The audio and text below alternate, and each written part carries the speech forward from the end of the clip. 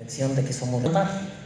Y el día de hoy, cuando estamos siendo objeto de escrutinio público en las audiencias, ciertamente por nuestros pares, por el encargado de sala, por el fiscal, por el abogado, por el público, por el policía procesal, y que son entonces ahora nuestros juzgadores en nuestro actuar, en nuestra actitud y en nuestra aptitud.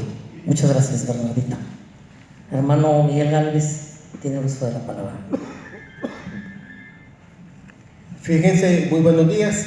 Fíjense que nunca había pasado una semana pensando en lo que es independencia judicial.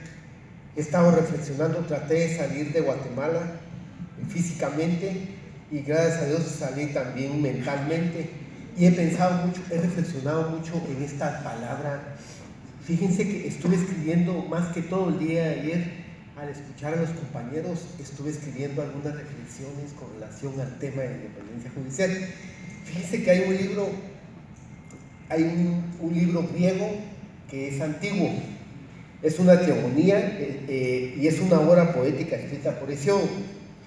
Es uno de los libros que se consideran más antiguos y habla sobre el linaje de los dioses de la mitología griega, pero me llamó la atención desde que leí este libro, la diosa Dike, encargada de la virtud de la justicia, hija de Temis, y dice que recorría el mundo acompañada de 30.000 vigilantes cuya misión era informar a Zeus de las sentencias injustas para su castigo.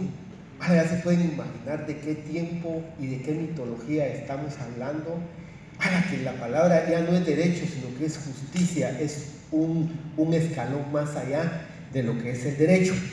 Y fíjense que me puse a pensar el día de ayer y pienso, hay una correlación entre independencia y responsabilidad. Sin independencia no se podrá exigir responsabilidad, y el juez que es independiente es por serlo precisamente responsable. O sea, este tipo de temas, si no hay independencia, es difícil poderlo discutir. Entonces ya me hago algunas preguntas. Yo, un juez independiente y a la vez irresponsable sería el peor arbitrario tirano. Entonces, si hay independencia y no hay controles, prácticamente nos vamos a los extremos y estamos hablando de un tirano, un juez que hace lo que considere que sea prudente. Entonces, ahora, un juez independiente y la otra reflexión, un juez dependiente sin libertad de decisión es irresponsable por la coacción que sufre. Entonces, con esto concluyo: a mayor independencia tiene que haber mayor responsabilidad, a mayor independencia tendría que haber mayor responsabilidad. Pero en lo que es la responsabilidad penal, lo que es la civil y lo que es la disciplinaria, pues no voy a hacer énfasis. Lo único que sí resalto es que esto tiene que estar debidamente regulado, porque si no, ahí se comete el problema que estaba hablando la compañera de Chile, los abusos que se pueden dar. Y cómo es posible que nosotros, que en determinado momento estamos prácticamente en medio de lo que puede ser un sindicato, querellantes, el Ministerio Público, y tratamos de ser, en este caso, no solo respetar la ley, sino que ser justos, es lógico que esto tiene que estar debidamente determinada, la sanción tiene que estar debidamente determinada, pero yo me voy a enfocar más en lo que puede ser la responsabilidad política. Y la responsabilidad política dice, esto lo estaba escribiendo ayer, hay ante todo una primera y especial clase de responsabilidad, la responsabilidad política del juez. El creador de esta responsabilidad es el pueblo, porque la justicia emana del pueblo. O sea, se supone que ese es el sentido, y si la justicia emana del pueblo, si estamos hablando de un principio de legalidad constitucional, el sometimiento del funcionario público a la ley, entonces es el pueblo. Entonces existe una responsabilidad más allá de la civil, más allá de la penal y más allá de la administrativa, una responsabilidad política. Y dice: el fundamento jurídico de esta responsabilidad deriva de las normas según los cuales los poderes públicos están sujetos. Y de ahí es que yo he considerado que esta actividad de vigilancia es la tarea de la sociedad civil: observar para cuidar y conocer a sus jueces a través de su actuación en la dirección procesal y sus fallos, que se premie lo bueno y que se castigue lo malo. Entonces, más allá de estas tres que están reguladas, la responsabilidad política considero que es fundamental, y la coacción moral, que esa es otra responsabilidad, la reprobación social, la desconfianza de los ciudadanos mediante la crítica de las resoluciones judiciales al amparo de la libre expresión.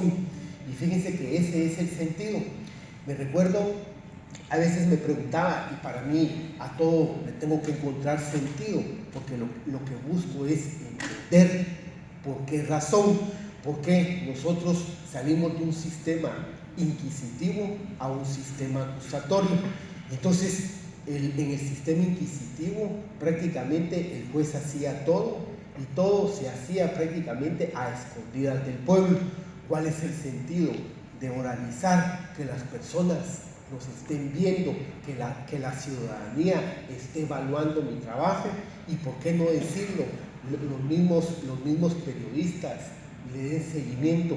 Yo he tenido muchos procesos en donde le han dado una cobertura, pero a nivel internacional. En un proceso, solo por mencionarles, en un proceso estaban inscritos 180 personas extranjeras para darle seguimiento a la resolución. Entonces, qué mejor que sea la sociedad la que nos esté fiscalizando. Entonces, el sentido que le encuentro a la oralidad es precisamente tratar de hacer jueces más allá de lo legal, ser justos. Siempre he pensado, uno se puede confundir, pero la fundamentación es fundamental. Hay veces, a mí me han criticado que dicen que yo me he extendido mucho en dictar una resolución, pero yo les soy sincero, yo tengo 18 años de estar en el organismo judicial. Casi toda mi vida he trabajado con estructuras criminales, con crimen organizado. Yo considero que estoy vivo porque he tratado de explicarles por qué razón están detenidos. Y a veces me dicen, mire, el Ministerio Público no me dice por qué él está diciendo que yo soy el líder de esta estructura. Hágame el favor, explíqueme usted. Y como el trabajo donde la sala de audiencias que tengo yo tiene una carceleta dentro de la sala de audiencias, he tenido la oportunidad de sacarlo de la carceleta y decirle, mire, siéntese a la par de su abogado, trate de ponerme atención y le voy a explicar desde mi punto de vista, y hago un razonamiento, y yo siento que la persona entiende, y le digo yo, mire, ¿por qué dicen esto? ¿Por qué dicen lo otro? Mire, se escucha la llamada, ¿por qué le dicen patrón? ¿Por qué le dicen ya cumplimos con su orden? Entonces, esa es la fundamentación, es fundamental. Entonces, y es que el problema, yo me pregunto, yo en una oportunidad que yo estuve impartiendo algunas pláticas con los estudiantes, dije yo, cuando nosotros perdimos el rumbo, o sea, nosotros, y me llamó la atención un joven de la universidad que desde que yo dije eso levantó la mano y bueno, no se le dio la mano, no se le dio la palabra porque era hasta el final, y me llamó la atención y me dijo, es que nosotros nunca hemos tenido rumbo. Sinceramente me quedó tanto esa palabra en la mente, y ya retomo yo, ¿verdad? Es que nosotros nunca hemos tenido rumbo. Fíjense que, y con esto voy a concluir, fíjense que aquí hay una cuestión, fíjense que, y aquí entro con El Barón de Montesquieu, es un libro, El espíritu de la ley, escrito en 1748, y este libro es un tratado de lo que es la sociedad, lo que es la economía y lo que es la política. Y este señor pensó en los pesos y contrapesos. Y él mismo decía, fíjense, dice, es una experiencia eterna que quien tiene poder tiende a abusar de él hasta que encuentre un límite, y el límite es el poder judicial. O sea, la persona sin control, es un tirano, pues. Entonces, eso está escrito. ¿Por qué razón nosotros no nos hemos encauzado? ¿Y por qué razón queremos darle vuelta a las cosas cuando hay un camino ya trazado?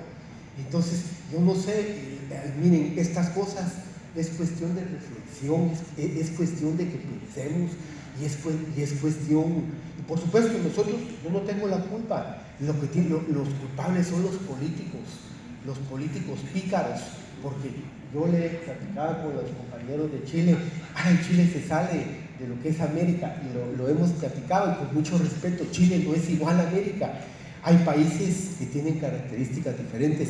Entonces, ¿qué ha pasado con nosotros? Es una reflexión que yo digo, pero ¿por qué nos complicamos tanto? ¿Por qué razón no consolidamos un Estado de Derecho en nuestros países? ¿Y por qué razón, si la riqueza se permite, si hay gente, se les va a permitir, lo único que se va a hacer es tratar de ser más justo?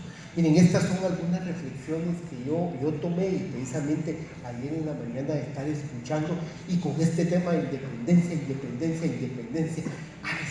Este es un tema que, si no hay independencia, no pudiera existir ni responsabilidad del juez, porque si los eligen a dedo,